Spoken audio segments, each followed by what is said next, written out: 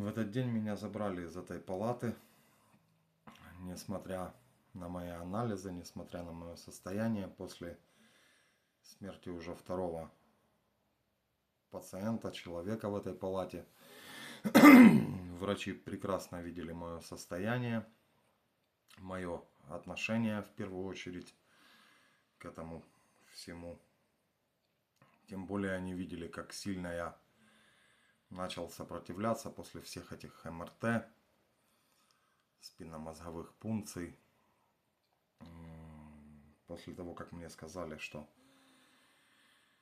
уже ходить не буду, я через силу каким-то образом почти выползал в коридор, держась за стеночки, держась за поручни на этих стенах. Я бродил кругами по этим коридорам.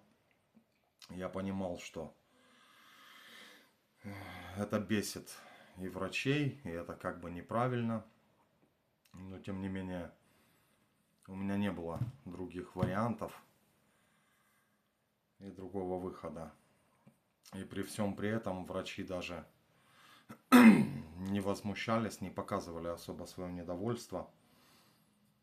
Они видели, что я стараюсь, что я хочу, что я не согласен с тем, что мне сказали, и с тем, к чему меня готовят. Ну и это как раз и стало переломным моментом. Меня забрали из этой палаты, меня положили в палату тоже к довольно тяжелым людям. Там тоже все было не очень хорошо, но тем не менее там были живые люди. Там были люди в нормальном состоянии, которые разговаривали, ходили, дышали, с которыми я общался. И дальше это так называемая палата смертников осталась позади, за спиной. Новая палата была на том же этаже. Она была практически напротив, чуть дальше по коридору. Естественно, после всего того, что я там видел, какое-то время я продолжал наблюдать за ней, что там происходит, как это происходит, кого возят. Понятно, что доступа у меня к ней уже не было. Но тем не менее это был реально переломный момент, потому что еще и сразу после перевода в новую палату, я уже точно не помню, но или в тот же день, или на следующий, мне дали мои первые таблетки, мне дали антиретровирусную терапию,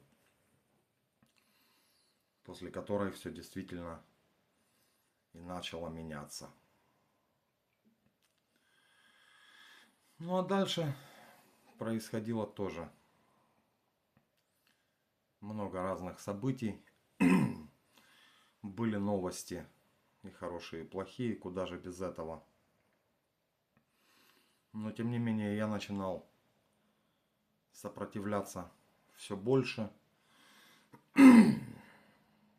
делать все больше для этого.